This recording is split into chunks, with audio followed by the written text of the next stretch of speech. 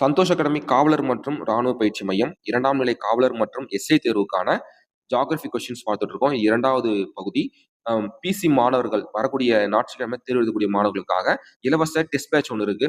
முழு மாதிரி தேர்வுகள் 10 இருக்கும். அதில் நீங்க எழுதி பார்த்து பயன்பெறலாம்.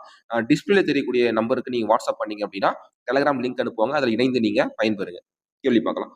11வது கேள்வி. வாக்கியம் 1 மற்றும் 2.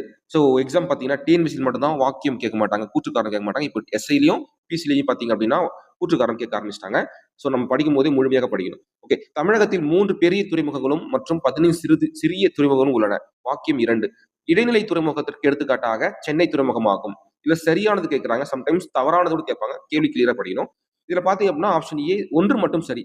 ஸோ ஃபர்ஸ்ட் கண்டென்ட் கரெக்ட், 2வது கண்டென்ட் தவறு. ஏன்னா சென்னை துறைமுகம் முக்கியமான ஒரு பெரிய துறைமுகம். ஓகேவா? அடுத்து தமிழகத்தில் ஜிப்சம் தாது அதிகமாக எங்கு காணப்படுகிறது பார்த்தோம்னா Trichy option A. Trichy option A. அடுத்த கேள்வி. உள்நாட்டு மீன் உற்பத்தியில், ஓகேவா, இது மீன் உற்பத்தி. ஓகே, முதலில் வகிக்கும் மாவட்டம் எதுனா ஆப்ஷன் பி வேலூர். தமிழ்நாட்டின் முக்கிய உணவு பயிர் எது? நெல் ஆப்ஷன் ஏ. தமிழ்நாட்டில் காணப்படும் மண்ணை எத்தனை வகைகளாக பிரிக்கலாம்? 15வது கேள்வி. Option B 5. கிழக்கு தொடர்ச்சி மலையில் மிக உயரமான சிகரம் எது அப்படின்னா சோலைக்கரடு. அப்போ மேற்கு தொடர்ச்சி மலைகளில மிக உயரமான சிகரம் என்பது என்ன என்பது நீங்க கமெண்ட் பண்ணுங்க. முக்கியமான கேள்வி அமையும். அதோட உயரத்தையும் நீங்க கமெண்ட் பண்ணுங்க. மெட்ரோ ரயில் சேவை முதலில் எங்கு தொடங்கப்பட்டது? 17 ஆப்ஷன் பி கொல்கத்தா.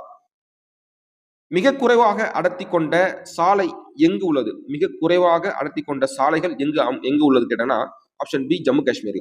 1967ஆம் ஆண்டு தொடங்கப்பட்ட காவலூர் வானவியல் தொலைநோக்கி மையம், அந்த மையம் எந்த மலையில் அமைந்துள்ள சொல்லி கேட்டிருக்காங்க. ஆப்ஷன் 19வது ஆப்ஷன் டி ஜவ்வாது மலை.